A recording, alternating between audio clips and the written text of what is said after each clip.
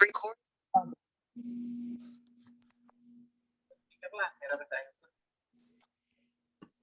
Dia mengalihkan perhatian ya. Memberikan kan gede-gede. Iya, pahanya gede banget kan atau karena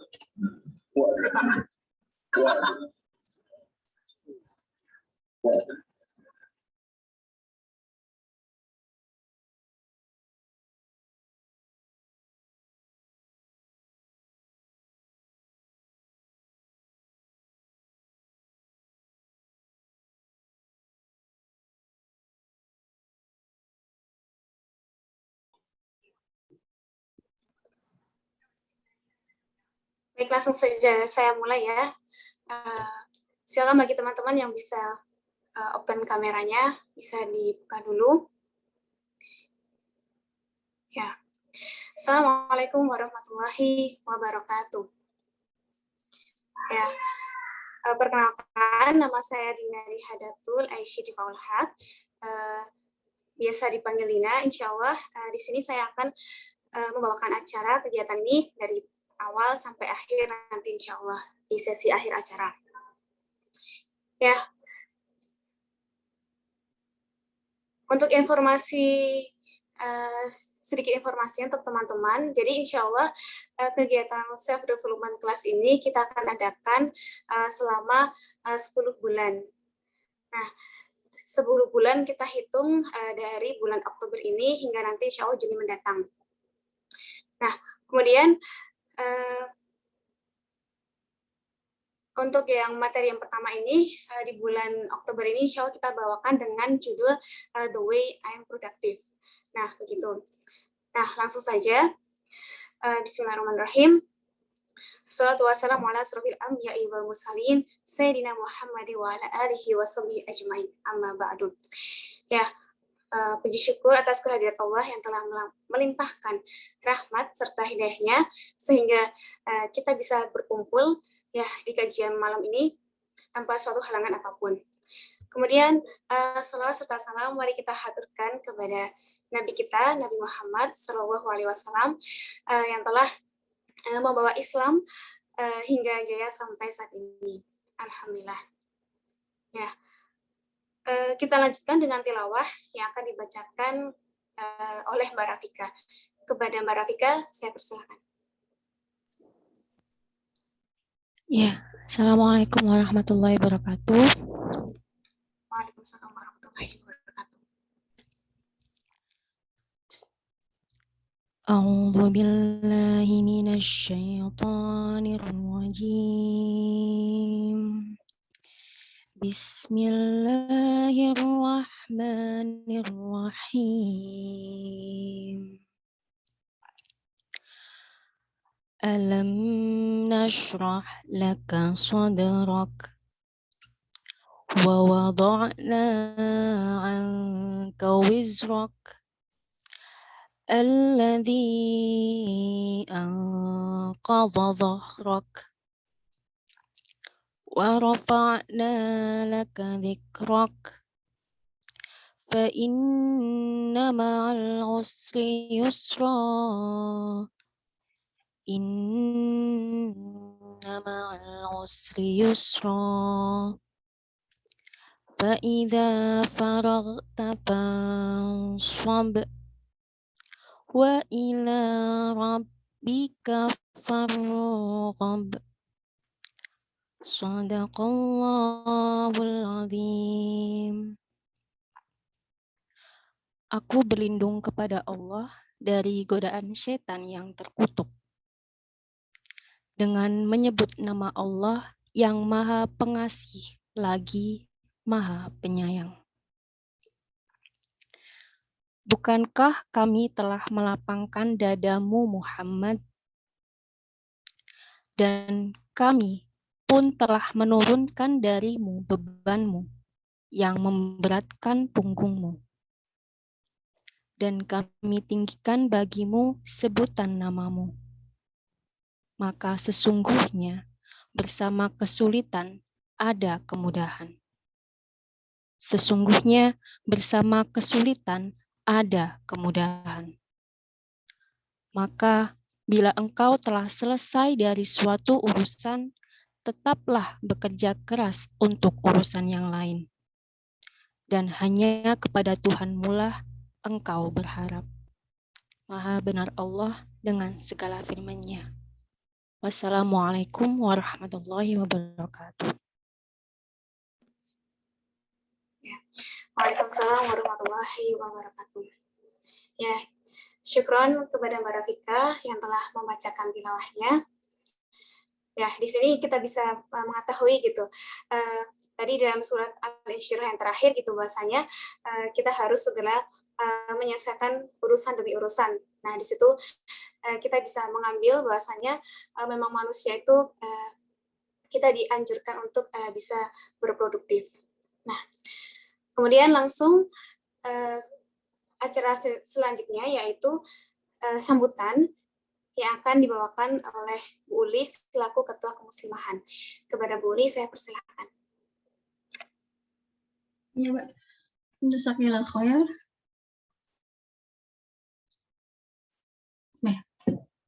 Assalamualaikum warahmatullahi wabarakatuh. Waalaikumsalam warahmatullahi wabarakatuh. Innal hamdalillah nahmaduhu wa nasta'inu wa nastaghfiruhu wa na'udzu billahi min shururi anfusina wa min sayyiati a'malina may yahdihillahu fala mudilla wa may yudlil fala hadiyalah. Asyhadu an la ilaha illallah wa asyhadu anna Muhammadar Rasulullah nabiyya ba'da. Alhamdulillah alamin ya. Pada malam hari ini kita bisa berkumpul bersama insya Allah di satu agenda besar ya kemuslimahan dari Formit yaitu Self Development Class. Jadi sebentar ya saya izin share screen ya Mbak.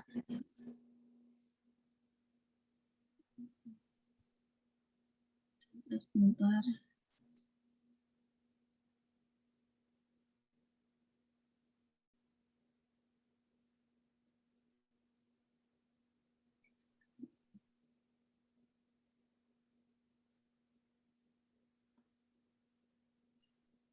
Udah bisa terlihat sama teman-teman semua? Sudah Bu, terlihat. Alhamdulillah.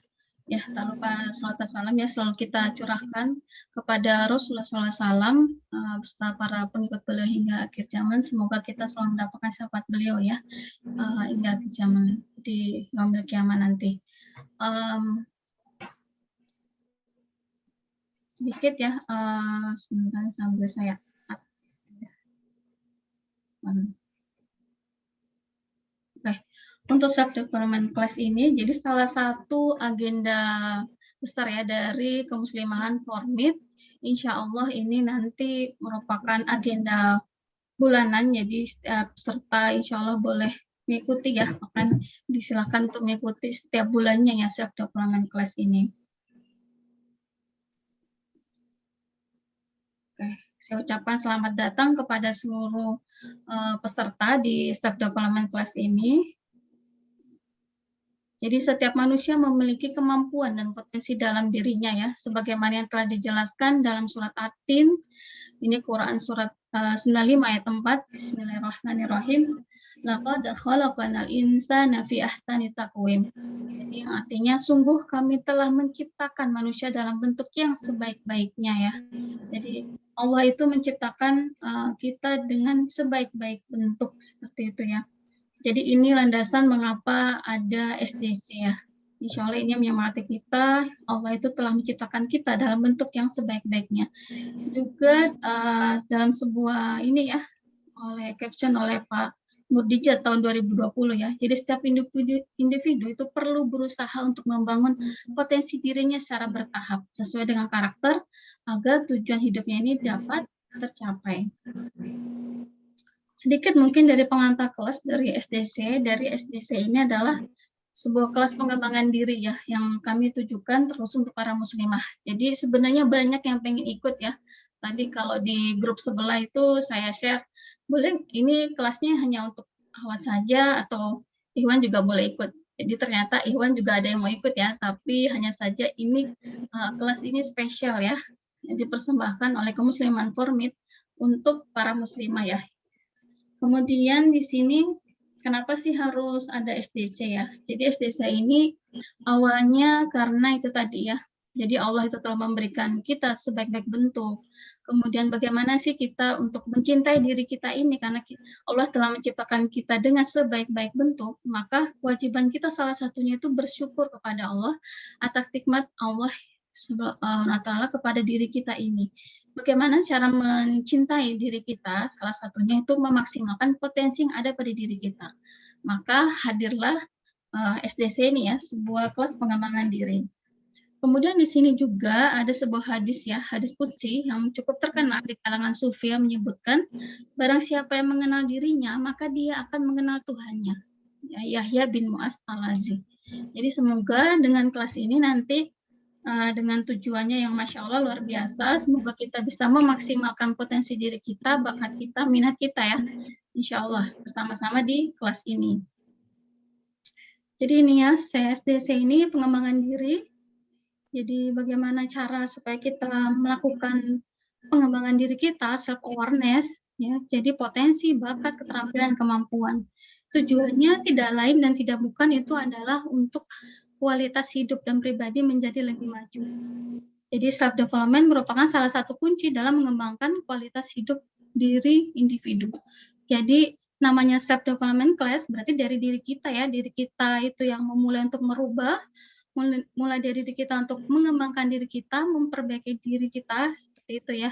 Jadi lewat dari diri kita sendiri, diri individu. Nah, apa sih benefitnya ikut SDC ini ya? Banyak. Yang pertama itu ada 10 kali pertemuan insya Allah. Ini pertemuan pertama dimulai bulan Oktober. Kemudian nanti insya Allah ada langsung pemateri-pemateri yang kompeten. Teman-teman bisa langsung bertanya jawab dan konsultasi dengan pemateri. Kemudian insya Allah nanti seluruh peserta akan mendapatkan sertifikat ya di akhir dari kelas. Yang setelah 10 kali pertemuan tadi.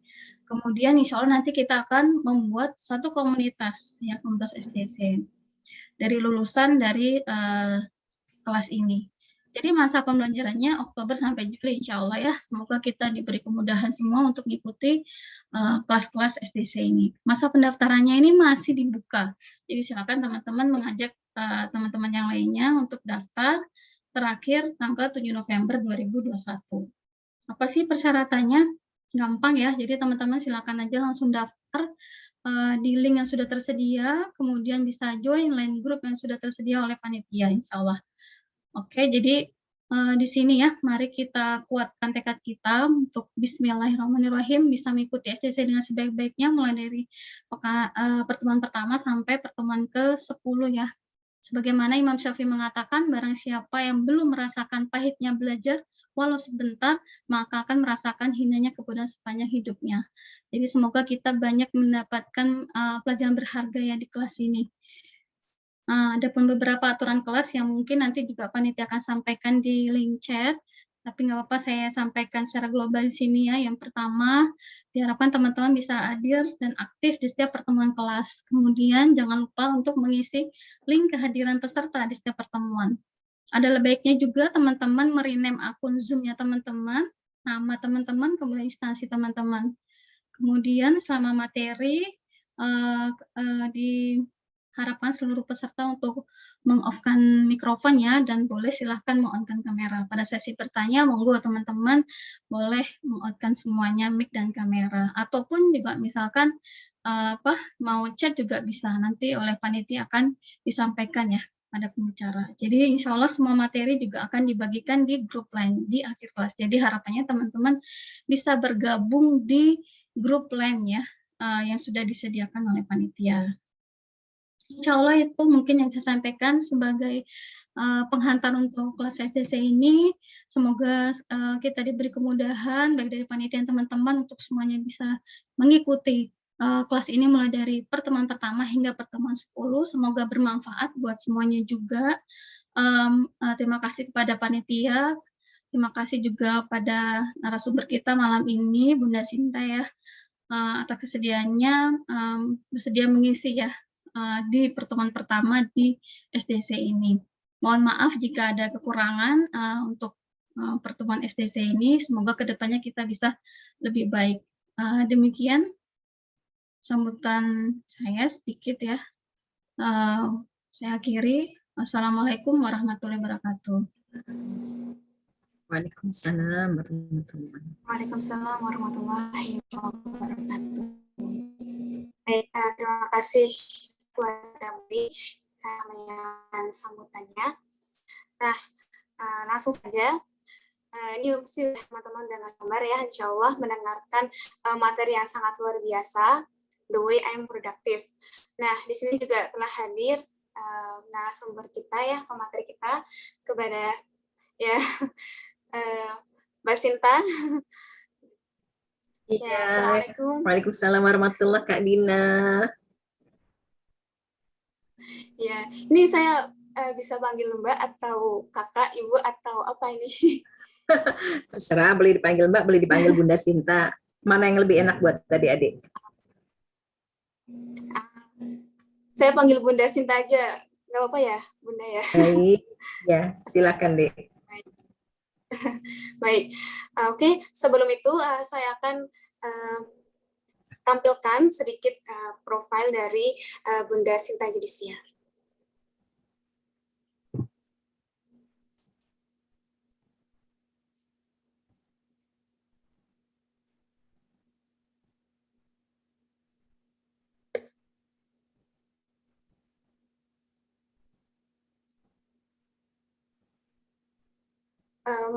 Maaf, sepertinya sedikit ada kendala teknis, jadi mohon ditunggu sebentar ya.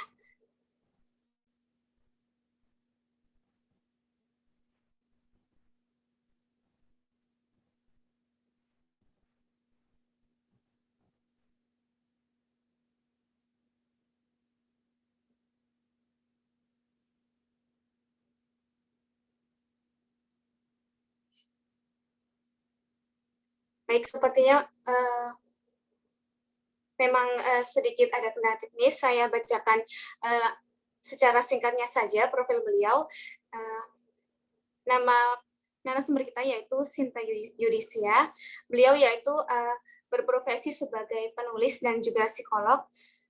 Untuk pengalaman dan prestasinya, itu beliau telah menerbitkan 23 novel, 23 antologi, 9 buku non-fiksi, 7 buku anak, 5 kumpulan cerpen, dan 2 duet. Beliau juga mendapatkan penghargaan nasional selama 20 kali. Beliau juga mengikuti residensi penulis di Seoul, Korea Selatan pada tahun 2016 dan 2018. Juga menerima undangan sebagai penulis ke Hong Kong, Malaysia, Maroko, dan juga Jepang. Kemudian beliau juga mengisi acara di ratusan seminar atau pelatihan di Indonesia dan juga mancanegara, baik untuk kepenulisan maupun psikologi. Nah, di sini ada harapan dalam karya dari Bunda Sinta, yaitu memberikan hiburan dan wacana kesehatan mental ke tengah masyarakat dengan gaya bahasa ringan dan khas. Jadi mungkin ini menyatukan antara psikologi dan juga penulisan gitu ya Bunda ya. Nah, baik, tanpa berlama-lama, langsung saja kita sambut narasumber kita yang sangat luar biasa. Kepada Bunda Sinta Yudisia, saya persilakan. Baik, terima kasih Kak Dina. Assalamualaikum warahmatullahi wabarakatuh. Waalaikumsalam warahmatullahi wabarakatuh. Alhamdulillahirabbil alamin, asyhadu an la ilaha illallah wahdahu la syarikalah wa asyhadu anna Muhammadan abduhu wa rasuluhu la nabiyya ba'da. Rabbi syrah li sadri wa yassir li amri wahlul 'uqdatam min lisani yafqahu qawli. Huwallazi arsala rasulahu bil huda wa dinil haq liyuzhirahu 'ala dini kullih wa kafa billahi syahida. Alhamdulillah, segala puji bagi Allah yang melimpahkan kepada kita nikmat iman, nikmat sehat, nikmat kesempatan-kesempatan yang luar biasa, nikmat bisa berteman dengan adik-adik yang cantik-cantik dan pintar-pintar, Masya Allah ya. Semoga pertemanan kita ini hingga yaumil akhir ya Kak Dina ya. Amin, amin ya rabbal alamin. Tak lupa salat dan salam tercurah bagi junjungan kita, Nabi besar Nabiullah Nabi Muhammad Sallallahu Alaihi Wasallam serta keluarga, saudaranya dan para pengikutnya yang senantiasa istiqomah hingga akhir zaman. Semoga kita termasuk di dalamnya. Amin amin ya rabbal alamin. Jam berapa di sana Mbak Dina? Kalau di Ini Ayo 20 jam. lebih 40. Oh ya, selisih 1 jam ya, ya Allah, gitu. Moga-moga diberikan kesabaran dan kekuatan ya untuk kemudian mengikuti acara ini selama 1 jam ke depan ya, teman-teman sekalian. Baik, Kak Dina, saya sudah jadi host ya, maksudnya biar saya share screen sendiri. Moga-moga nggak ini tidak ada kendala ya di sini ya. Atau mau di-sharekan sama Kak Panitia juga boleh. Jadi pertemuan kita ini pertemuan perdana ya, Kak Dina ya. Jadi ya. Jadi pertemuan kita adalah bagaimana kita bisa produktif gitu ya, adik-adik sekalian, teman-teman sekalian yang dirahmati Allah. Dan kemudian definisi singkat dari produktif itu apa dan bagaimana cara kita untuk memperoleh produktivitas tersebut ya. Jadi klik yang berikutnya Kak Host. Perkenalan mungkin sudah pernah ya sudah pernah membaca. Saya sudah pernah ngisi acara ini sebelumnya ya. Jadi quote saya adalah berupayalah dengan sempurna, keajaiban Allah akan menjadikannya paripurna insya Allah ya. Jadi kita berusaha sebaik mungkin, nanti kemudian Allah lah yang akan menjadikannya sempurna untuk berbagi, semakin sempurna untuk berbagi kesempatan-kesempatan yang ajaib dalam hidup kita. Klik yang berikutnya Kak Host. Jadi kalau ini buku-buku saya begitu ya, sayangnya karena kita berjauhan ya Kak Dina ya, jadi nggak bisa. Biasanya saya kalau ada acara senang banget kalau berbagi door prize begitu ya, kecuali nanti kalau teman-teman udah balik ke Indonesia baru bisa saya kirimin ya. Ya, doakan semoga kita saling mendoakan teman-teman sekalian, adik-adikku sekalian, semoga kita sama-sama bisa tetap istiqomah untuk produktif dalam hal-hal positif di jalan Allah. Amin amin ya rabbal alamin. Ya, klik yang berikutnya Kak Dina. Alhamdulillah dengan menjadi penulis menjadikan saya bisa berkelana ke beberapa negara begitu ya. Dan moga-moga yang the next adalah Taiwan ya. Tapi kita sudah bertemu via udara begitu ya, via Zoom begitu kan. Insya Allah juga salah satu keberkahan di era pandemi, kita bisa berkelana berkeliling dunia tanpa kita harus mungkin mengeluarkan biaya yang banyak ya. Banyak sekali yang oleh Allah ditunjukkan keberkahannya di hari-hari pandemi ini. Ya Kak Host, lanjut. Jadi kalau kita bicara masalah produktivitas, ini memang tampilan di saya ya. Memang ini bisa kelihatan semua atau ini terlalu full, Mbak? Kalau di teman-teman kelihatan dengan jelas kah? Maksudnya kalau di ini kan ada, kalau di saya kayaknya tampilannya zoom-nya lebih dari 100% ini. Kalau di teman-teman gimana? Terlihat jelas, Bu. Ya. Lihat jelas ya, oke. Ya. Karena kalau di saya kok zoomnya terlalu besar, mungkin tadi saya ini kali. Oh iya, baik. Saya tadi ini zoom rasionya ini, oke baik. Jadi adik-adikku sekalian, teman-teman, sebentar ya. Nah ini jelas ya. Jadi saya yang salah ngeklik rasio tadi. Kita kalau ngelihat ada banyak sekali teman-teman sekalian ya, muslimah di berbagai penjuru dunia yang menampakkan produktivitas dan karya-karya mereka begitu ya di bidang-bidang yang mereka memang cintai. Tadi sudah disampaikan oleh Mbak Tri ya, Mbak Novi ya, Mbak Novianti ya, Triuli Novianti tadi ya, bahwa sesuaikan dengan bakat minat kita ya, produktivitas. Jadi memang insya Allah sudah memberikan kepada setiap manusia itu bakat minat dan ciri khas masing-masing. Berikut ciri-ciri khas kepribadian yang nanti akan juga turut melesatkan bakat minat kita gitu kan ya. Jadi misalnya kalau bakat minat kita menulis kayak saya, kemudian didukung oleh ciri khas kepribadian yang introvert, itu cocok banget gitu kan ya, karena introvert itu senangnya menyendiri misalnya seperti itu. Nah, ada banyak muslimah yang luar biasa begitu yang ada di tampilan layar teman-teman sekalian begitu. Ada yang berkiprah di bidang olahraga itu juga banyak begitu ya. Ada Zahra Lari, kemudian di bidang politik ada Ilhan Omar, kemudian di bidang seni ada Stephanie Carlo ya dari Australia ya. Di bidang modeling ada Halimah Aden, kemudian di bidang jurnalis ada Tawakul Karman, dan di bidang translator ada Fatimah Abu Sanat gitu ya. Abu Sanat saya agak lupa ya. Masya Allah begitu ya. Dan berikutnya mungkin teman-teman sekalian ya, Kak Adina, Kak Triuli Novianti, Kak Admin, Kak Admin siapa lagi nih yang hadir di sini, Kak Dwi Ayu Karlina, Yusnita Purbandini, itu adalah yang akan mengisi pentas dunia dengan karya masing-masing, dengan produktivitas masing-masing begitu ya. Amin, amin ya rabbal alamin gitu ya. Karena memang dunia menunggu nih gerak-gerak kita semua gitu kan ya. Dunia menunggu gitu ya. Dunia sudah jenuh, dunia sudah banyak masalah, dunia sudah apa ya, sudah penuh problematika, itu butuh solusi-solusi yang solusi yang padat, yang kemudian tepat gitu ya. Bukan solusi yang di permukaan, bukan solusi yang kemudian sifatnya temporer, tapi betul-betul solusi yang menyeluruh.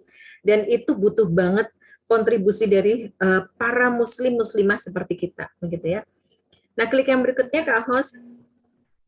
Kalau kita melihat teman-teman sekalian gitu ya, ada banyak makna ya, ada banyak kalau kita ngelihat kamus itu yang terkandung dalam kata produktif begitu kan ya. Jadi kalau kita melihat di kamus itu produktif itu artinya adalah menghasilkan sesuatu begitu ya. Bahkan salah satu kata produktif itu adalah menghasilkan sesuatu dalam skala besar gitu ya, masif, massal gitu ya. Jadi sebuah perusahaan dikatakan produktif kalau bisa menghasilkan gitu ya produk, entah itu makanan, kosmetik, obat dalam skala besar gitu ya. Misalnya sebuah pabrik kesehatan, Alkes gitu ya, alat kesehatan bisa memproduksi vaksin COVID dalam skala besar, itu dikatakan pabrik itu produktif gitu kan ya. Menghasilkan sesuatu baik dalam kualitas maupun kuantitas. Tapi bukan hanya sekedar besar tapi nggak kepake vaksinnya gitu ya. Tetap aja dia besar dan bisa dipakai. Kemudian menciptakan hasil yang baik dan tadi sudah disebutkan menghasilkan sesuatu dalam skala besar begitu ya. Itu makna yang terkandung dari kata produktif. Nah, klik yang berikutnya Kak Host. Kemudian kalau kemudian dibuat sebuah analogi yang namanya produktif itu adalah misalnya sebuah lahan dikatakan dia produktif kalau dia dari gersang dia jadi subur begitu ya. Dari dia mati, hampir mati gitu kan ya, kemudian jadi lahan yang hidup gitu ya. Itu dikatakan lahan itu produktif. Sebuah bangsa seperti bangsa Arab gitu kan ya, dulu di era masa-masa Islam gitu ya, diturunkan di tengah kalangan bangsa Arab, adalah bangsa yang tidak produktif. Kenapa? Gersang banget kehidupan pribadinya. Kenapa? Karena isinya adalah perang antar suku, kemudian memarginalisasikan perempuan gitu ya. Kemudian walaupun tampaknya bangsa tersebut kelihatan besar gitu ya, karena menjaga kota suci Mekah, menjaga Ka'bah, kayaknya dia mendapatkan satu privilege dari Allah, tapi ternyata ya gersang kehidupannya, sehingga kemudian ketika Rasulullah diutus ke Mekah dan kemudian berlanjut Rasulullah hijrah ke Madinah, jadilah bangsa yang gersang tersebut menjadi bangsa yang produktif karena banyak sekali yang dihasilkan gitu ya. Bukan hanya para ilmuwan, bukan hanya perempuan yang lebih cerdas dan juga lebih lurus pemahaman akidahnya, banyak sekali yang dihasilkan oleh bangsa Arab saat itu. Dari situasi yang gersang jadi subur. Nah, klik yang berikutnya Kak Host. Dalam situasi produktif itu misalnya juga terkandung makna klik yang sebelumnya, misalnya dengan waktu yang sedikit itu berhasil banyak dihasilkan keputusan-keputusan, hasil-hasil yang optimal, yang penting begitu ya. Jadi misalnya ada orang begitu yang kehidupannya ada orang yang rapatnya dari jam 7 pagi sampai jam 12 siang, tapi keputusannya hanya 1-2 gitu ya. Tapi dikatakan sebuah rapat itu produktif kalau kemudian rapatnya cuma 1 jam, tapi keputusan pentingnya itu banyak banget. Bisa 5 poin, 10 poin, dan setiap orang merasakan keberkahan dari hasil rapat tersebut. Itu yang dinamakan produktif, begitu ya.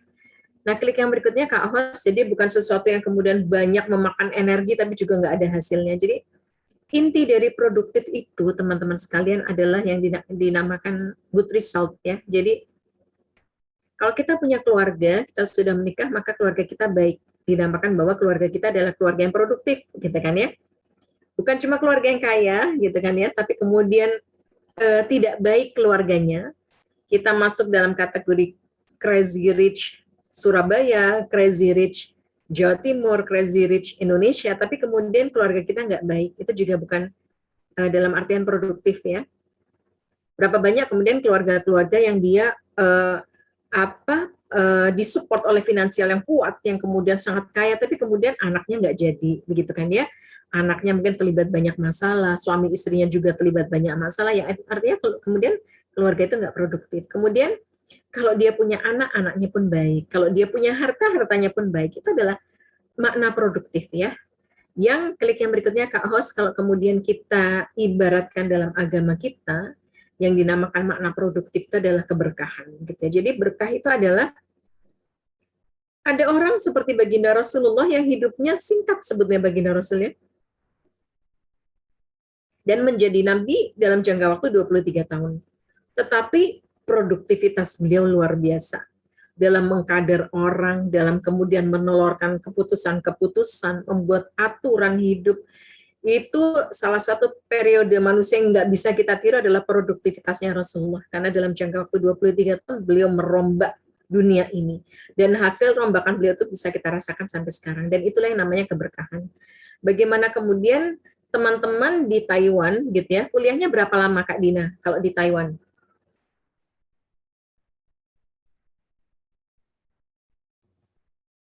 Masih di mute ya? Oh, mohon maaf, udah. Ya, jadi sebenarnya sama seperti di Indonesia. Ya, kalau misalnya S1 yang 4 tahun, S2 2 tahun, S3 3 tahun. Iya. Jadi produktifnya mahasiswa S2 di Taiwan adalah 2 tahunnya seorang mahasiswa di Taiwan itu seperti 20 tahun begitu ya. Seperti 50 tahun orang yang di Indonesia tapi kemudian nggak punya tujuan hidup sama sekali begitu ya. Jadi 2 tahun kita di Taiwan tuh harus produktif banget, harus good result banget. Misalnya kita harus mungkin menimba ilmu dari kedisiplinan sana, bagaimana cara berbisnisnya, karena memang orang-orang Taiwan, orang-orang Hong Kong, orang-orang Chinese itu memang diketahui ya bahwa mereka mahir berbisnis begitu ya. Jadi kita produktif banget. Kemudian apa? Kita mungkin banyak men-syiarkan Islam dengan agenda-agenda seperti ini ya, bikin sekolah-sekolah SDC ya, self development class gitu kan ya.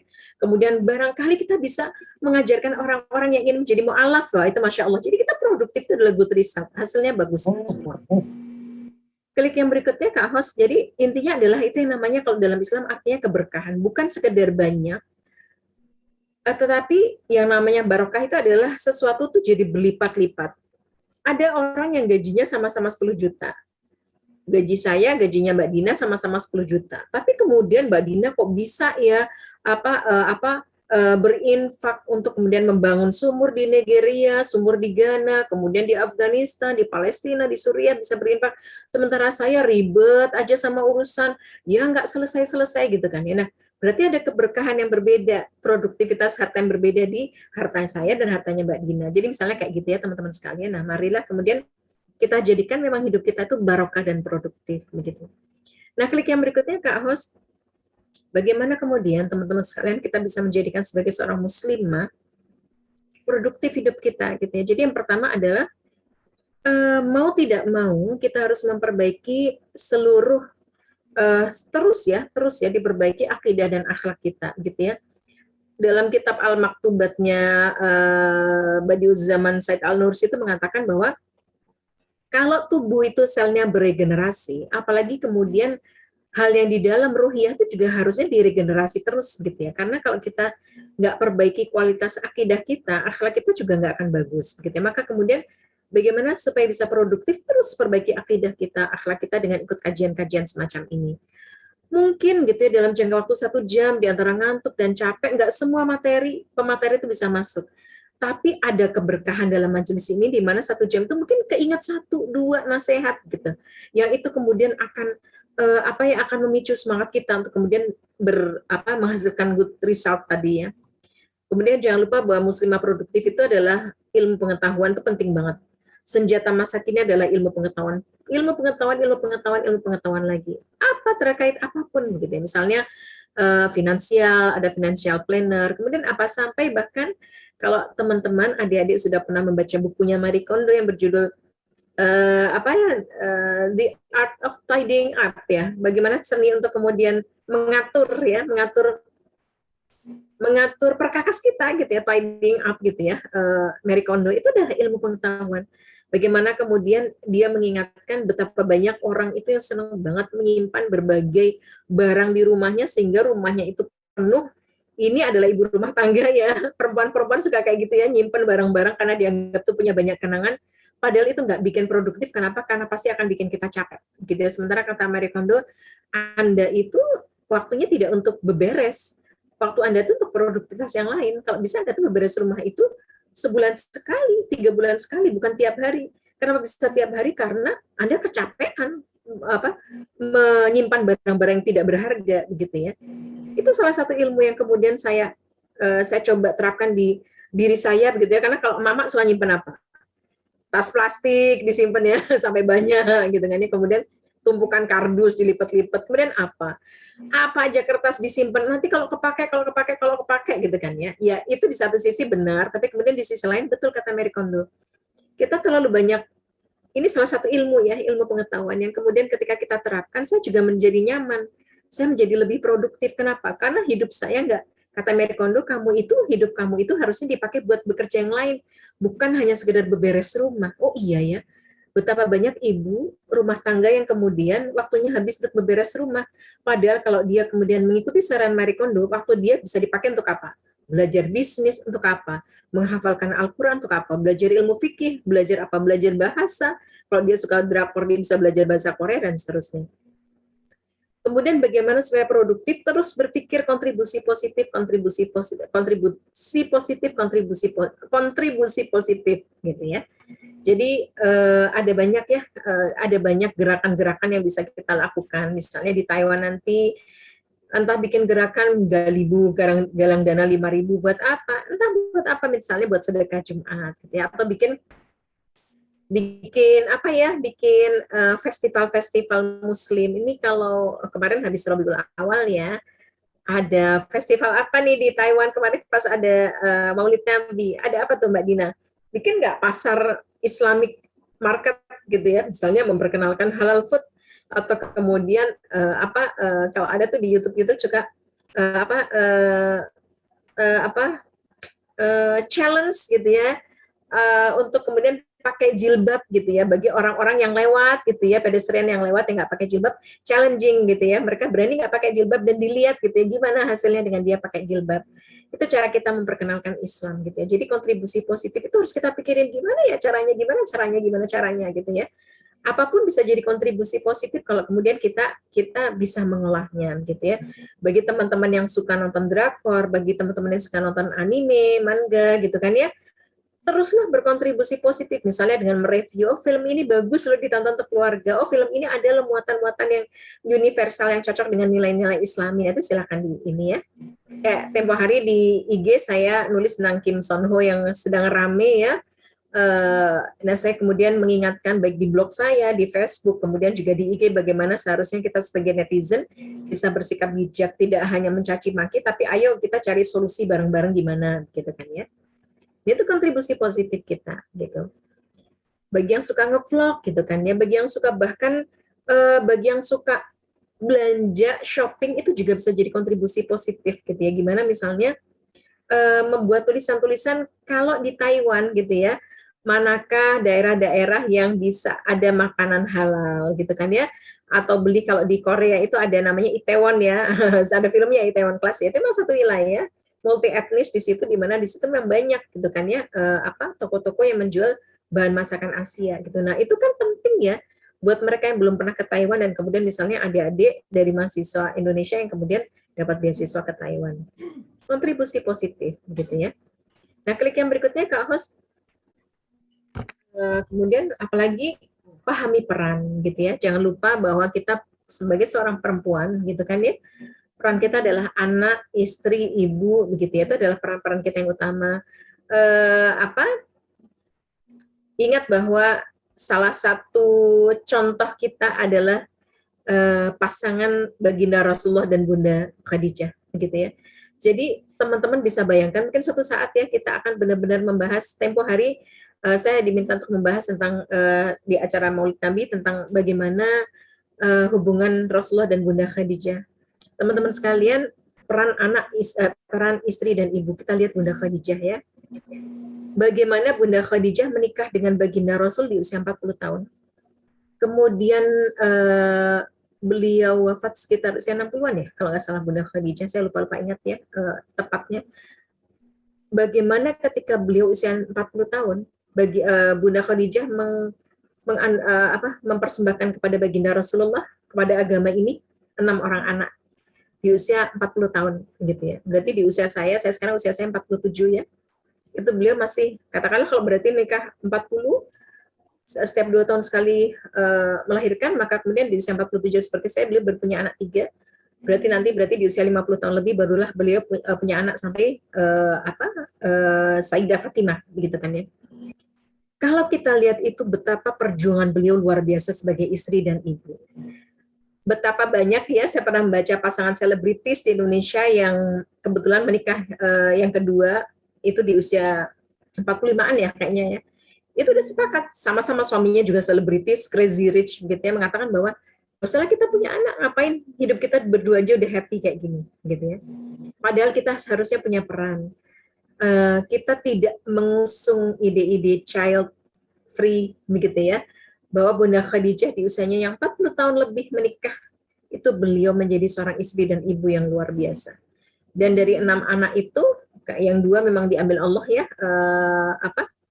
Abdullah dan Qasim tersebut di usia masih baby. Yang keempat adalah perempuan-perempuan yang luar biasa yang kita kenal ya, Umi Kulsum, Ruqayyah, kemudian Zainab dan Sayyidah Fatimah yang luar biasa. Nah, bagaimana kemudian kita harus produktif seperti ini? Jangan kemudian kita produktifnya adalah tidak mencontoh kepada Islam. Kita produktif gitu ya, berkarya, karir kita S3, postdoktoral, penelitian kita di mana-mana, jurnal ilmiah kita di mana-mana. Tetapi kita lupa salah satu peran kita, bahwa kita adalah menjadi istri dan ibu. Karena semua peran manusia bisa digantikan robot, bisa, sekarang sudah semua bisa. Operasi bedah itu nanti juga akan bisa digantikan robot. Mobil, pesawat bisa digantikan robot, tetapi tidak ada yang bisa digantikan oleh robot. Seberapapun canggihnya dia adalah posisi sebagai istri dan ibu. Dan itu adalah posisi membentuk peradaban, gitu kan ya. Jadi kita perlu membayangkan bahwa kita sebagai seorang muslim yang produktif adalah tetap berkontribusi menjadi istri dan ibu apapun posisi kita, begitu ya. Yang berikutnya adalah kita senantiasa melatih kemandirian dan ketangguhan, gitu ya, karena produktivitas identik, begitu ya. Di beberapa arti produktivitas itu identik dengan power, gitu ya. Jadi kita nggak akan bisa menghasilkan sesuatu. Saya tidak akan bisa kemudian menghasilkan sebuah buku kalau saya nggak punya power. Kalau saya kemudian orangnya letoyan, nggak gesit, gitu ya, kemudian malesan, gitu ya, lazy banget, gitu ya. Lazy people itu nggak akan bisa. Jadi memang produktivitas itu identik dengan orang yang pantang menyerah dan selalu berusaha, yang kemudian dia mandiri, tangguh, dan seterusnya. Nah, teman-teman sekalian juga yang namanya orang produktif itu sekarang ya, di era 21 itu dikenal sebagai era collaboration. Jadi nggak mungkin kita ini produktif sendiri gitu ya. Saya sukses sebagai penulis ya gara-gara saya memang pintar sendiri gitu ya, nggak bisa. Ada editor, ada proofreader, ada pembaca, ada kemudian publisis, gitu ya, ada tim marketing, itu ada semua. Itu adalah teamwork gitu ya. Nah, klik yang berikutnya Kak Host, saya dicolek ya nanti Kak Dina kalau misalnya kemudian ini ya waktunya kurang sedikit. Nah, itu tadi berbagi tentang bagaimana kita bisa menjadi muslimah produktif ya teman-teman sekalian. Nah, ini ada beberapa hal yang juga perlu saya ingatkan bahwa a'udzubillahi minasyaitonir rajim, bismillahirrahmanirrahim, wal asri innal insana lafi khusrin illal ladzina amanu wa 'amilus solihati wa tawassaw bil haqqi wa tawassaw bis sabr. Jadi demi masa, waktu itu sangat-sangat presisi, waktu itu sangat-sangat cepat melesatnya teman-teman sekalian. Jadi buku saya yang tempo hari terbit ya, The New Me Life After Crisis, buku pemenang pertama dari kompetisi lomba menulis Indiva gitu ya.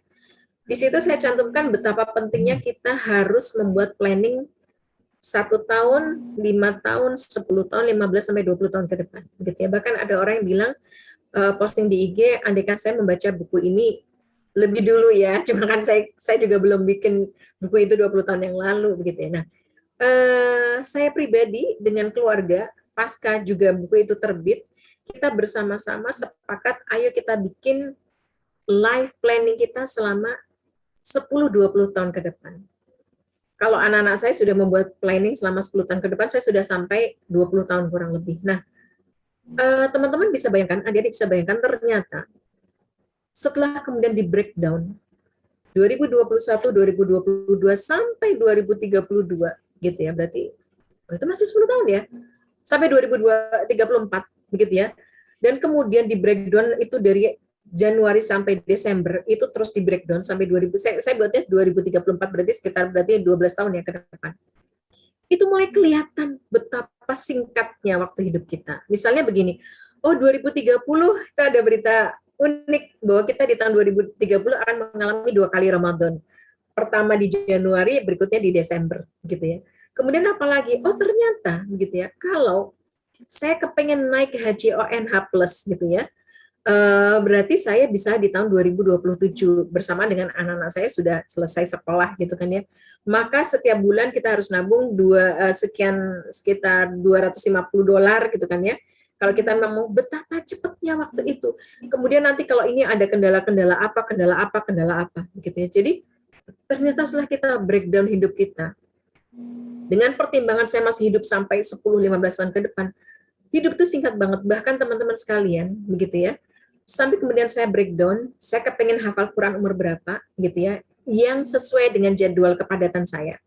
Maka kemudian andai kata setiap tahun saya menambah 3 juz Al-Quran, saya kemudian baru bisa hafal Quran 2032. Karena saya memulainya 2022. Selama ini saya ngapalin Quran tapi nggak tertib gitu kan ya. Sampai dapat di angka berapa? Sampai saya dapat di angka per pekan saya harus menghafalkan Quran itu 1 halaman, begitu ya.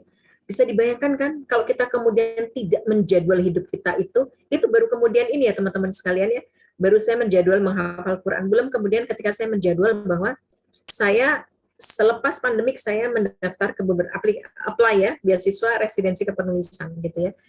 Yang pertama saya sudah daftar ke Malaysia gitu ya, sudah ada jawaban bahwa semua pintu ditutup tahun 2022, 2023 baru saya bisa apply. Lihat betapa yang saya upayakan 2021 itu baru bisa tercapai 2023. Belum lagi impian-impian yang lain. Saya pengen punya shelter buat self healing gitu ya. Saya pengen bikin sekolah animasi dan segala macam itu kalau begitu di breakdown nyaris kemudian tidak bisa bernafas setiap bulan. Karena begitu banyak yang ingin kita capai. Nah, klik yang berikutnya Kak Host. Nah, itu tadi ya. Jadwal, schedule itu penting banget. Nah, ini yang kemudian tadi saya sampaikan pada teman-teman sekalian gitu ya. Saya dan keluarga bikin life planning untuk 10 tahun itu ternyata ya Allah 10 tahun itu nggak ada apa-apanya gitu ya. Artinya jadi kalau selama ini misalnya kita kepengen gitu ya, aku kepengen jadi kaya kayak Sandiaga Uno misalnya gitu ya, atau aku kepengen kayak Bill Gates, begitu itu di breakdown, ya Allah ya Rabbi, kelihatan banget apa yang harus kita upayakan gitu ya. Jadi misalnya di situ saya perlihatkan ya bahwa tahun 2023 gitu ya, 2 tahun dari sekarang pengen umroh sekeluarga, kemudian merancang S3, kemudian apalagi hafal juz 18, 19, 20, kemudian writing mau nulis apa, kemudian language pengen apa, menguasai Inggris dalam bidang speaking, writing, kemudian juga increasing Korean, Japanese, Chinese gitu ya. Itu diberi dengan kayak gitu, keinginan saya itu begitu nanti sampai bulan per minggu, itu ya Allah, benar-benar luar biasa gitu ya. Maka kemudian pantas baginda Rasulullah, Islam itu sangat tertib dan disiplin terhadap waktu. Salah satunya misalnya kita punya waktu sholat 5 waktu, sholat duha jam berapa, sholat malam jam berapa. Diingatkan lagi sholat Jumat, Ayamul Bid, kemudian ada yang tahunan ya, Ramadan dan segala macam. Itu menunjukkan betapa dalam Islam itu yang namanya waktu, wal asr, itu harus diperhitungkan sebaik-baiknya. Gitu ya. Klik yang berikutnya Kak Host, itu termasuk anak-anak saya ya, misalnya kapan mereka menikah, kemudian kapan mutasi. Nah, hidup itu direncanakan bisa meleset gitu ya, apalagi tidak direncanakan gitu ya. Jadi produktivitas itu juga mengacu pada kita planning. Kalau kita kemudian pengen jadi penyanyi gitu ya, tapi nggak pernah merencanakan kapan harus latihan olah suara, kapan latihan musik, ya sama aja, kita nggak akan bisa produktif. Nah, klik yang berikutnya Kak Host, sudah ya kayaknya, oh ya itu tadi ya. Jadi kalau di buku The New Me, Life After Crisis itu betul-betul ada action plan yang saya coba bantu pembaca untuk breakdown. Misalnya 5 tahun dari sekarang kita ini apa? Begitu ya. Kemudian 10 tahun itu mau ngapain? 20 tahun biasanya rancangan kita untuk pengen naik haji gitu ya. Biasanya 20 tahun itu rancangan kita untuk pengen beli properti, untuk pengen beli mobil gitu kan ya. Kemudian kalau 5 tahun biasanya rancangan-rancangan kita yang lebih pendek, misalnya kayak kita lulus studi S1 bagi yang anak sekolah, anak kuliah gitu ya. Kemudian bisa beli sepeda motor bagi yang kemudian sudah punya penghasilan. Nanti beranjak pada 10 tahun, 15, 20 tahun. Jadi kita harus punya impian-impian yang juga tetap terukur. Walaupun produktif tadi artinya adalah massal, masif, banyak, good result, tapi kalau nggak terukur juga buat apa? Misalnya saya mengimpikan, aku pengen dong gitu ya, jadi penyanyi gitu kan ya, kayak misalnya Suhyun yang Akmu atau kemudian siapa Stella Jang, ini penyanyi Korea ya. Tapi saya nggak pernah latihan ya, nggak akan jadi produktivitas karena targetnya juga nggak bisa terukur. Nah, jadi memang harus ada target-target yang terukur ya. Seperti tadi, saya pengen jadi hafizoh. Saya pengen banget untuk sebelum saya mati saya harus jadi penghafal Quran. Tapi nggak pernah itu terukur. Dan kemudian ketika saya pernah diskusi dengan suami gitu ya, saya nanya ke suami, Mas pengen jadi hafiz nggak? Pengen. Berapa tahun Mas targetkan menjadi hafiz? 3 tahun. Mas bercanda. Mas sudah pernah ngukur. Saya aja yang ibu rumah tangga nih yang pengangguran banyak acara gitu kan ya. Itu pun 10 tahun dapat sepekan 1 halaman itu luar biasa. Mustahil Mas yang kemudian seorang ASN sangat sibuk itu kemudian bisa menghafalkan 3 tahun kalau nggak kemudian menyepi gitu kan ya. Nah itu berarti produktivitasnya nggak terukur. Nah itu salah satu contoh gitu ya. Adik-adik sekalian, teman-teman sekalian, moga-moga contoh ini bermanfaat ya. Analogi ini bermanfaat buat kita untuk kemudian produktif tapi juga tetap terukur gitu kan ya. Nah klik yang terakhir adalah halaman media sosial saya. Moga-moga dengan kita berbagi cerita di media sosial kita masing-masing, kita bisa terus saling menyemangati ya teman-teman sekalian, karena ada kalanya manusia itu walaupun dia impian-impiannya besar kayak saya nih gitu ya, saya pengen banget impian besar saya menjadi salah satu pemenang Nobel gitu kan ya, tapi kemudian itu cepat banget terdistraksi oleh banyak aspek. Maka kemudian kita bertemu dengan teman-teman solihah di forum seperti ini, bertemu Kak Dina, bertemu Kak Triuli, bertemu Kak siapa lagi nih, teman-teman sekalian, ini akan bisa saling menyemangati untuk kemudian saya bisa tetap produktif dengan target-target yang terukur sampai kemudian impian saya itu tercapai. Misalnya ada pembaca-pembaca di IG saya, di Facebook saya terus mengingatkan, Mbak Sinta kapan takudarnya yang terakhir rilis gitu ya. Itu adalah salah satu bentuk penyemangatan mereka untuk mengingatkan saya, oh iya ya, saya belum menuntaskan serial novel Takudar Kaisar Muslim dari Mongolia gitu ya. Dan itu dukungan dari pembaca-pembaca solih dan solihah itu sangat membantu saya untuk bisa tetap bersemangat untuk terus menghasilkan karya. Nah, begitu teman-teman sekalian, moga-moga bermanfaat Kak Dina, apa yang saya sampaikan. Jazakumullah khairan kasir atas waktunya. Saya kembalikan kepada Kak Dina yang cantik sebagai MC. Saya tutup dulu dengan salam. Assalamualaikum warahmatullahi wabarakatuh. Saya izin tutup kamera sebentar meminum ya, adikku sekalian. Baik, Waalaikumsalam warahmatullahi wabarakatuh. Terima kasih kepada Bunda Sinta yang telah memaparkan materinya sangat luar biasa ya tentang produktif ya, begitu. Nah mungkin kita lanjutkan saja, langsung kita buka sesi diskusi dan tanya jawab saja ya Bunda ya. Ya silakan. Baik, bagi teman-teman yang ingin bertanya, bisa bertanya melalui room chat ataupun bisa bertanya secara langsung. Monggo silahkan.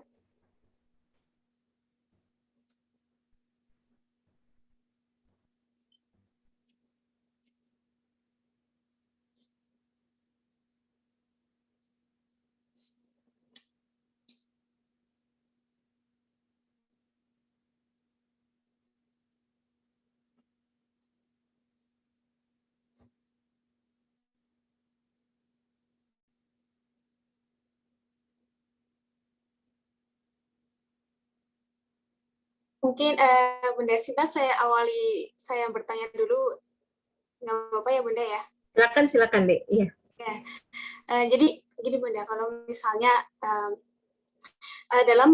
ketika kita menyusun sebuah produktivitas gitu, misal kita sudah menyusun berbagai rancangan planning gitu ya Bunda, gimana caranya gitu agar kita bisa menjaga semangat untuk terus berproduktivitas gitu, karena kan ketika kita terkadang kita sudah menyusun jadwal gitu, tapi ada kalanya kita mungkin malas ataupun mungkin patah semangat di tengah jalan gitu ya, jadi sehingga tujuan-tujuan ataupun capaian yang sudah kita planning itu tidak tercapai begitu Bunda. Baik, terima kasih Kak Dina. Jadi untuk kita bisa produktif ya, untuk kita bisa produktif tadi, yang pertama tentunya kita senantiasa memperbaharui. Kenapa akidah dan akhlak? Karena disitulah letak kekuatan kita, gitu ya. Jadi kadang-kadang kita kepingin mencapai sesuatu, tapi kita cepet banget kita adalah orang yang pembosan.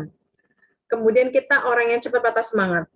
Kemudian kita mudah terdistraksi gitu kan ya. Misalnya nih, maka di sini letak kemudian kekuatan akidah dan akhlak kita, di mana itu dibentuknya terus-menerus seperti misalnya ikut kelas self-development class ini ya. Jadi selama 10 kali kita ditempa gitu ya, bagaimana supaya kita ini nggak mudah patah semangat.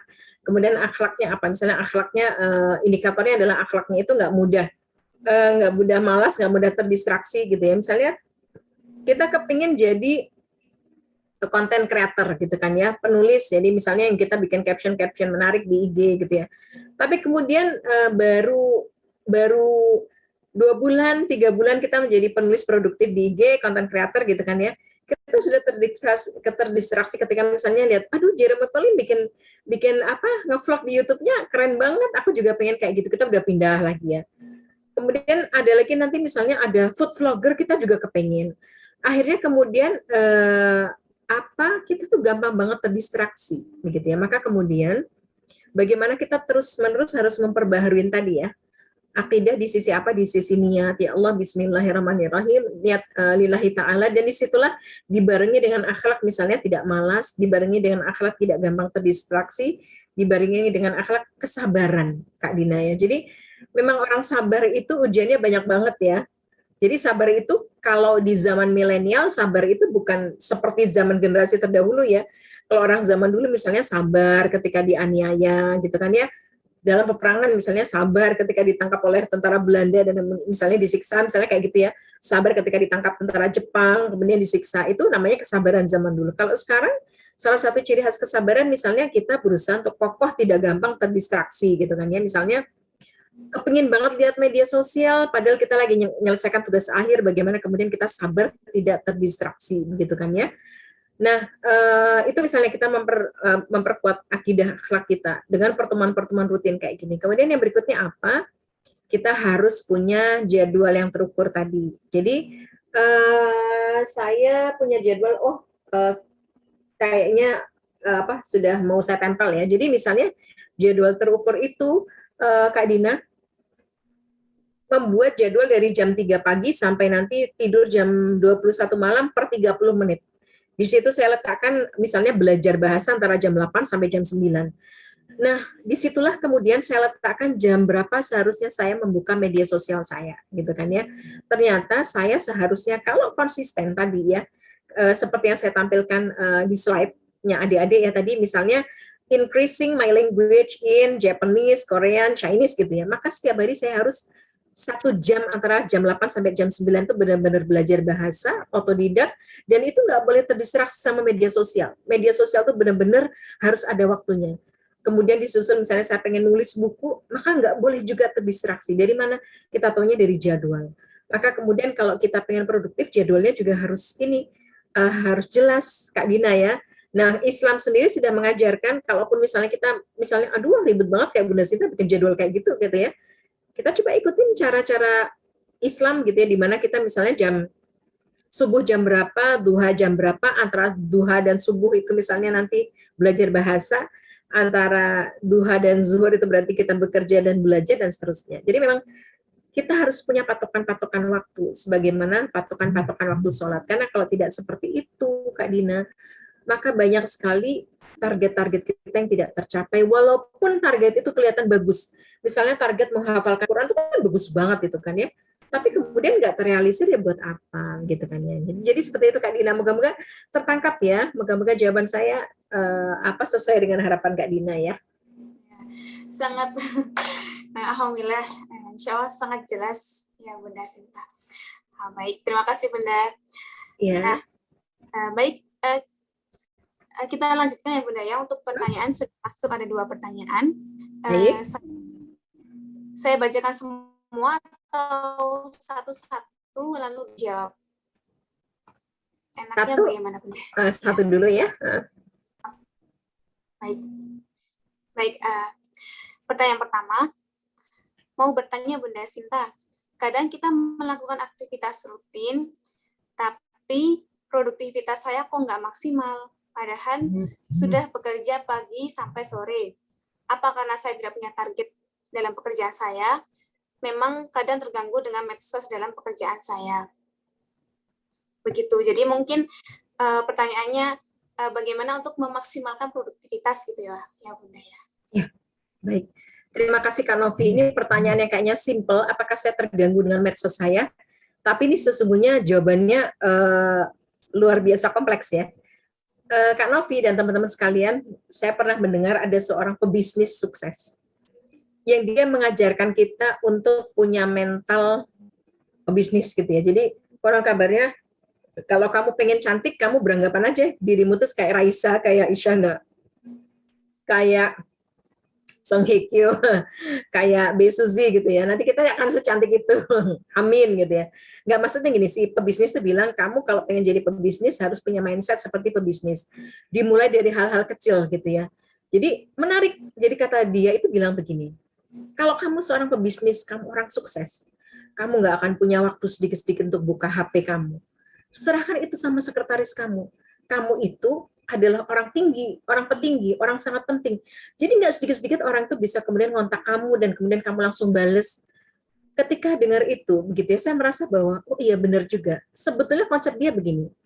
Jadi dia sebagai seorang pebisnis sukses, dia bilang bahwa jangan kemudian kita ini diperbudak sama ini tuh budak kita. Jadi istilahnya dia bilang gini, anggaplah kamu tuh punya seperti seorang pembantu yang kemudian tugasnya adalah untuk menjawab message itu.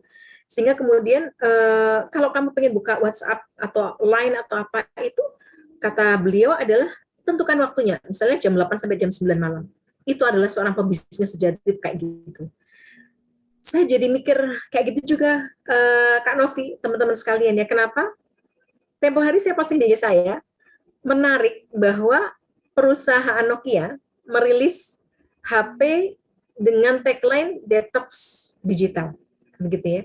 Saya pikir bagi orang-orang yang mungkin seperti saya yang gampang terdistraksi, perlu punya HP itu. Kenapa? HP itu casingnya seperti HP sekarang milenial gitu ya, tapi isinya mereduksi beberapa fitur media sosial. Kenapa? Karena memang disinyalir ketika kita itu punya HP kayak gini, itu pasti otomatis niatnya tadinya cuma mau ngecek baterai, tapi ternyata ada pop-up, ada notifikasi WhatsApp, pasti akan dibuka. Berikutnya ada notifikasi Facebook, pasti akan dibuka. Nah, sehingga kita memang harus seperti itu. Nah, buatlah jadwal Kak Novi, jam berapa kita pegang HP. Saya akhirnya sekarang buat jadwal, walaupun itu belum terrealisir, tapi begitu lihat jadwal, saya tahu, berarti saya sudah melanggar. Misalnya, saya buat jadwal itu sehari 2 kali lihat media sosial, jam 10 sampai jam 11 dengan sore jam 4 sampai jam 5. Berarti di situ saya cantumkan, saya lihat media sosial itu 1 jam di pagi hari, 1 jam di sore hari. Sisanya menulis, macam-macam lah, pekerjaan rumah tangga, kemudian menemui klien, dan seterusnya. Nah, begitu saya kemudian melanggar itu, saya jadi tahu di titik apa saya melanggar. Misalnya jam 8, saya buka media sosial. Di situ saya tahu, oh harusnya kan saya jam 8 ini belajar bahasa. Di jadwal yang saya tempel, saya jam 8 tuh belajar bahasa, kok saya buka Facebook. Dan ketika dicek jamnya, kita buat per 30 menit ya, ternyata saya buka Facebook lebih loh dari 30 menit. Oh berarti saya ini sudah melanggar di jadwal saya itu cukup banyak gitu kan ya. Karena dari jam 8 sampai jam 11 buka Facebook, buka media sosial, blog, dan segala macam. Dan itu kalau kita punya jadwal seperti itu, kan waktu kita jadi bisa mengevaluasi diri kita. Oh ternyata jadwal ini sudah aku buat sepekan belum jalan ya. Aku masih sangat tergantung sama media sosial. Nah, itu pentingnya kita bikin jadwal Kak Novi. Jadinya kita tahu. Nah, biasanya disitulah letak kita memperbaiki kondisi psikis kita. Jadi orang itu bisa memperbaiki kekurangan dirinya kalau dia tahu. Ibaratnya misalnya gini, saya dirawat karena COVID, waktu itu karena saya tahu saya kena COVID. Tapi andai kata saya OTG, saya nggak tahu saya kena COVID, ya udah saya belaga masa bodoh. Tapi karena saya tahu, saya lemas, saya demam, gitu ya, maka kemudian saya bisa mengobati diri saya. Begitu kita buat schedule, saya jadi tahu, oh ternyata aku ini lumayan over ya ketika membuka media sosial tuh. Lihat, aku udah buat jadwalnya dari jam 8 dari jam 9 10 sampai jam 11, dari jam 4 sampai jam 5, ternyata aku jam 8 sampai jam 11 aku agak over. Oh, berarti kayak gini aku perlu nih mengobati diriku. Dengan cara apa? Dengan cara misalnya matikan saja HP-nya ketika jam-jam itu, gitu ya. Kecuali kalau misalnya ada janjian dengan klien. Nah, begitu Kak Novi ya. Memang kadang-kadang kalau tidak, yang pertama tidak ada target, yang kedua terdistraksi. Terdistraksi itu adalah gampang teralihkan, dan media sosial itu adalah salah satu bentuk pendistraksian yang sangat hebat di abad ini. Ya kita harus tahu. Jangan kemudian kita turutin itu. Karena kalau tidak, kita nggak akan jadi orang yang produktif. Gitu ya. Bahkan beberapa penulis dunia, Kak Novi, itu ketika dia akan menyelesaikan satu buku, misalnya katakanlah Dan Brown, J.K. Rowling misalnya ya, tapi saya nggak tahu mereka seperti apa. Cuma saya membaca beberapa penulis besar dunia, itu ketika dia akan menyelesaikan satu buku, sampai-sampai mereka itu pergi ke sebuah pulau, nggak ada sinyalnya, nggak ada HP, hanya ada cukup listrik aja sehingga mereka bisa mengerjakan. Karena kalau nggak seperti itu nggak akan selesai target-target hidup kita, gitu ya. Nah, terima kasih Kak Novi. Moga-moga bermanfaat ya Kak. Baik, terima kasih kepada Bunda Sinta. Kita lanjut ke pertanyaan yang kedua ya. Dari Mbak Yusnita. Assalamualaikum Bunda Sinta, saya mau menanyakan. Saya sudah umur 41 lebih. Aslinya saya suka menulis, tapi saya bingung untuk menyusun kata-kata. Bagaimana agar kata-kata kita tadi bisa tersusun yang baik supaya bisa menjadi sebuah cerita yang baik dan menarik. Terima kasih atas jawabannya, Bunda Sinta. Baik, terima kasih Kak Yusnita, begitu ya. Keren banget, begitu kan ya, suka menulis. Bagaimana supaya bisa menyusun kata-kata yang baik? Masya Allah Kak Yusnita. Jadi kami sekeluarga suka nih dengan satu serial Jepang judulnya Dr. X ya, Michiko Daimon gitu kan ya. Di mana di situ ada scene banyak ya scene bagaimana kemudian dia dipandu dulu sebelum jadi dokter bedah yang qualified, dia dipandu oleh salah satu tutornya bernama Akira, Bapak Akira. Nah, ketika Michiko ini masih menjadi dokter bedah yang belum qualified, belum bagus, salah satu arahan dari Akira adalah kuasai keterampilan dasar terus-menerus dilatih sampai menjadi air mengalir. Kuasai keterampilan dasar, lakukan terus-menerus sampai menjadi seperti air mengalir. Kuasai keterampilan dasar terus-menerus, gitu ya, sampai itu menjadi seperti air mengalir. Kuasai keterampilan dasar itu terus yang diulang-ulang. Jadi keterampilan dasar yang waktu itu dipelajari Michiko sebagai dokter bedah adalah salah satunya adalah ketika melihat darah, jangan kemudian memalingkan wajah. Ayo, jangan kemana. Itu tuh latihan dia yang awal, gitu ya, sebelum dia bisa membedah menjadi dan seterusnya. Nah, keterampilan dasar masing-masing orang yang dibutuhkan, masing-masing orang itu berbeda-beda dan itu tergantung pada masing-masing orang Kak Yusnita. Misalnya, keterampilan dasar kita adalah yang dibutuhkan Kak Yusnita apa? Misalnya Kak Yusnita sekarang sebagai seorang penulis, Kak Yusnita harus membaca banyak buku, gitu kan ya. Kemudian lihat di buku-buku yang bagus ya, misalnya saya sarankan untuk baca-baca buku karya-karya pemenang. Misalnya kalau saya punya buku yang berapa kali saya review dan saya Burial Rights, itu karya Hannah Kent ya. Itu bagus banget ceritanya. Coba kita baca satu bab, disitulah kita melatih keterampilan dasar ya. Baca terus berulang, baca terus berulang, baca terus berulang gitu ya. Setelah dibaca, coba lihat kita itu kekurangannya di mana dibandingkan Hannah Kent misalnya gitu ya. Kalau saya merasa begitu saya membaca tulisannya Hannah Kent, saya kurang banget di bagian ikatan antara deskripsi dan emosi. Jadi Hannah Kent itu ketika menulis itu situasi itu berdasarkan kisah nyata Agnes Magnusdóttir yang kemudian melakukan pembunuhan terhadap calon suaminya gitu ya, dan dia perempuan terakhir yang dijatuhi hukuman gantung di Islandia. Jadi bagaimana menceritakan akhir hidup dia di tengah situasi musim dingin. Nah, disitulah ada ikatan emosi antara deskripsi dan emosi, deskripsi dan emosi, deskripsi dan emosi. Saya baca terus berulang-ulang, saya baca terus berulang-ulang, berulang-ulang saya baca sampai saya kemudian dapat feel-nya.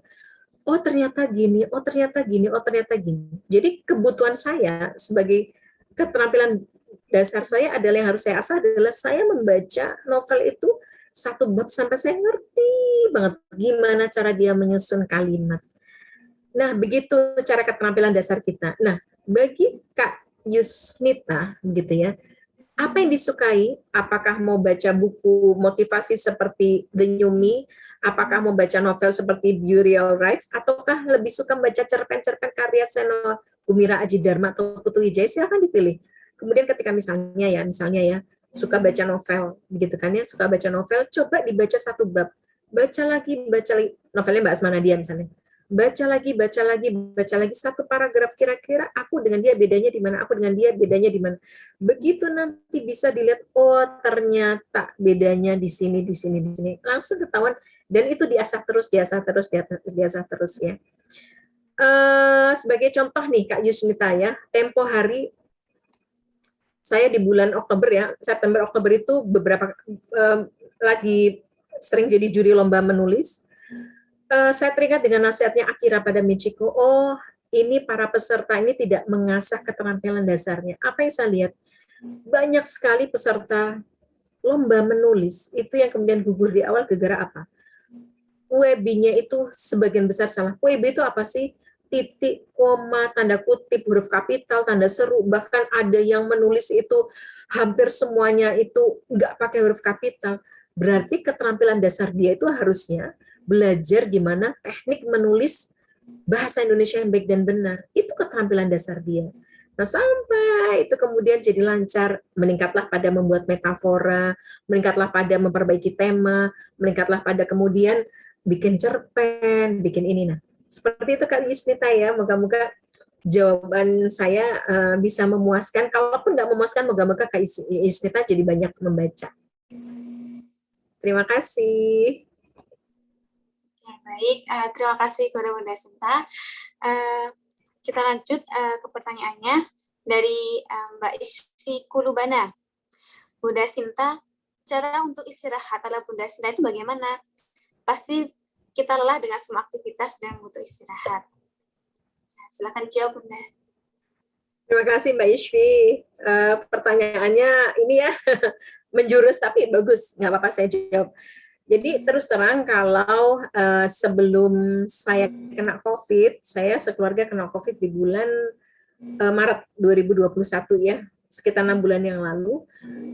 Saya betul-betul menikmati kehidupan saya sebagai penulis. Jadi kapanpun saya punya ide, saya akan nulis. Jam berapapun, termasuk ketika saya punya ide jam 12 malam, saya nulis gitu ya, nanti sampai jam 1, jam 2, saya tidur sebentar, ntar bangun buat sholat malam, kemudian nanti ketika ngantuk berat jam 8 baru saya tidur gitu kan ya, atau ketika kemudian saya punya ide jam 2 malam saya bangun gitu ya, itu sebelum saya kena COVID gitu ya, tapi sesudah saya kena COVID saya harus lebih menata ini, menata lagi waktu istirahat saya, maka kemudian saya usahakan jam 9, jam 10 sudah tidur gitu ya, kemudian nanti bangun jam 3 gitu kan ya, kemudian sholat dan segala macam.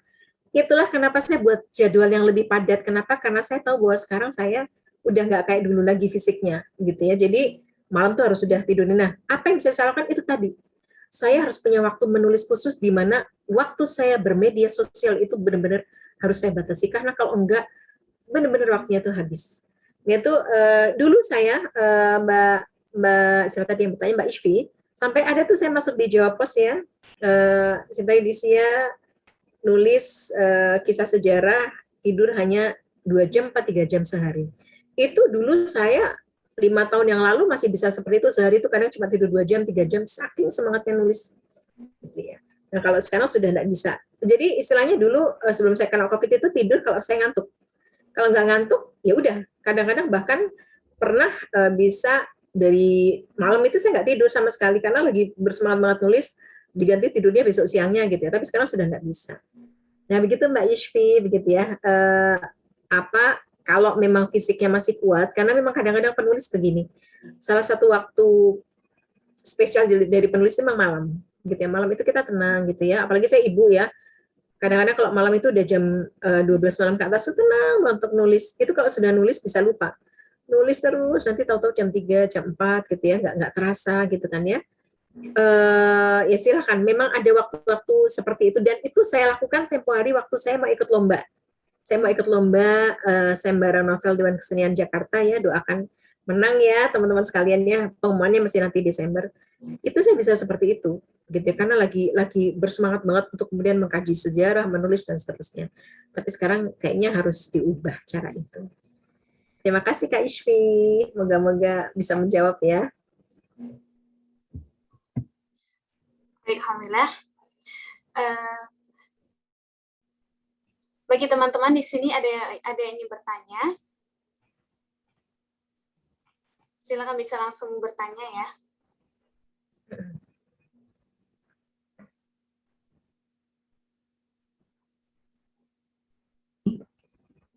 Atau bisa menuliskan di kolom chat.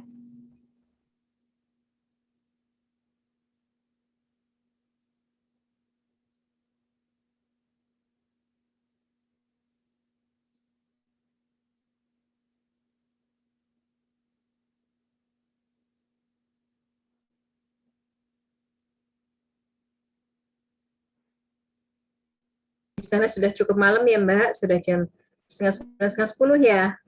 Jadi mungkin teman-teman juga sudah capek. Kalau di sini masih jam setengah 9. Baik, mungkin kita tutup dulu ya Bu ya untuk sesi tanya jawabnya. Nah, di sini saya akan menyimpulkan sedikit bahwa saya memang produktif itu memang kita harus memanfaatkan waktu kita gitu ya di waktu yang sempit ini untuk bisa mengambil keputusan-keputusan yang besar begitu. Kemudian 3 aspek yang tadi terpenting, yaitu yang pertama adalah akidah akhlak, yang kedua adalah ilmu pengetahuan, dan juga kontribusi positif ya gitu. Nah, mungkin dari Bunda Sinta ada closing statement untuk kita semua. Ya, baik. Terima kasih Kak Dina dan teman-teman panitia, teman-teman peserta semua. Jadi teman-teman sekalian, ingatlah ketika kita akan sesuai dengan tema kelas kita ya, self development kelas ya, bahwa untuk menjadi orang yang produktif, untuk menjadi orang yang sukses itu butuh development yang terus-menerus ya, butuh pengembangan diri yang terus-menerus. Jadi jangan selesai hanya di titik ini, tetapkan target, evaluasi, tetapkan target, evaluasi, tetapkan target, dan terus berproduktivitas, terus berproduksi. Semoga kita akan menjadi seorang muslimah yang produktif hingga akhir masa nanti. Terima kasih Kak Dina atas waktunya dan atas kesempatannya. Ya, jazakillah khair ya kepada Bunda Sinta. Ya, insya Allah sangat bermanfaat sekali ilmunya malam hari ini, dan insya Allah semoga kita bisa terus amalkan untuk di kemudian hari, insya Allah. Amin, amin. Baik, amin. Ya, kita akan lanjutkan dengan sesi foto bersama. Bagi teman-teman yang belum on kamera, bisa di-on-kan dulu kameranya.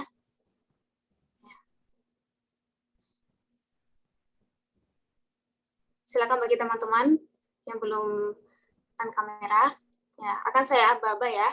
Minta tolong ya untuk host bisa memfotokan kita, oke? Baik, insya Allah. Bismillahirrahmanirrahim. 1, 2, 3. Baik, sekali lagi. 1, 2, 3. Ya, baik.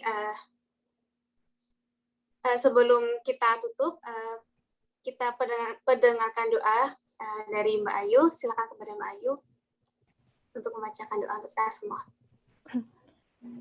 Kedengaran suaranya ya, Mbak? Ya, kedengaran, Mbak. A'udzubillahi minasyaitonirrajim. Bismillahirrahmanirrahim. Alhamdulillahirabbil alamin. Hamdan yuwafi ni'amahu wa yukafi mazidah. Ya Rabbana lakal hamdu wa lakal syukru kama yanbaghi li jalali wajhikal karim wa 'azimi sultanik. Allahumma shalli wa sallim ala sayyidina Muhammad wa ala alihi wa sahbihi ajma'in. Allahumma ighfir lana dhunubana wa liwalidina wa limasyayikhina wa li jami'il muslimina wal muslimat والمؤمنين والمؤمنات الأحياء منهم والأموات. اللهم إنا نسألك سلامة في الدين والدنيا والآخرة وعافية في الجسد وزيادة في العلم وبركة في الرزق وتوبة قبل الموت ورحمة عند الموت ومغفرة بعد الموت والنجاة من النار والعفو عند الحساب برحمتك يا أرحم الراحمين. ربنا هب لنا من أزواجنا وذرياتنا قرة أعين واجعلنا للمتقين إماما. ربنا أوزعنا أن نشكر نعمتك التي أنعمت علينا وعلى والدينا وأن نعمل صالحا ترضاه وأدخلنا برحمتك في عبادك الصالحين. ربنا لا تؤاخذنا إن نسينا أو أخطأنا ربنا ولا تحمل علينا إصرا كما حملته على الذين من قبلنا ربنا ولا تحملنا ما لا طاقة لنا به واعف عنا واغفر لنا وارحمنا أنت مولانا فانصرنا على القوم الكافرين. ربنا ظلمنا أنفسنا وإن لم تغفر لنا وترحمنا لنكونن من الخاسرين. ربنا تقبل منا إنك أنت السميع العليم وتب علينا إنك أنت التواب الرحيم. ربنا آتنا في الدنيا حسنة وفي الآخرة حسنة وقنا عذاب النار. وصلى الله على سيدنا محمد وعلى آله وصحبه وسلم. سبحان ربك رب العزة عما يصفون وسلام على المرسلين والحمد لله رب العالمين. Alhamdulillah. Ya, terima kasih kepada Mbak Ayu yang telah membacakan doa. Alhamdulillah, waktu juga sudah menunjukkan pukul 21.41. Alhamdulillah, terima kasih kepada Bunda Sinta Yudisya yang telah berkenan hadir. Atas kesediaan, terima kasih. Di tengah kesibukannya ya Bunda, alhamdulillah bisa menyempatkan hadir bersama kita pada malam hari ini. Alhamdulillah, semoga sukses buat adik-adik semua yang sedang merantau ke Taiwan ya. Dan juga siapapun pendengar yang hadir. Iya. Ya, terima kasih juga kepada para teman-teman, para peserta yang self-development class. Dan mengingatkan sekali lagi untuk teman-teman yang belum bergabung di grup kita, di grup lain kita, di self-development class, bisa bergabung melalui link yang telah kami share di ruang chat, begitu. Dan juga yang bagi teman-teman yang belum mengisi absensi, silakan bisa mengisi presensi terlebih dahulu. Dari saya, mohon undur diri, mohon maaf apabila selama membawakan acara masih banyak kurangnya, salah dalam perkataan maupun perbuatan, begitu. Dari saya, berterima kasih. Syukur. Wassalamualaikum warahmatullahi wabarakatuh. Waalaikumsalam warahmatullahi wabarakatuh. Selamat malam Taiwan dan selamat malam Indonesia semuanya. Pamit undur diri. Ya, Terima kasih Kak Novi. Tadi kan Kak Abi tadi kan ke kos-kosan lama.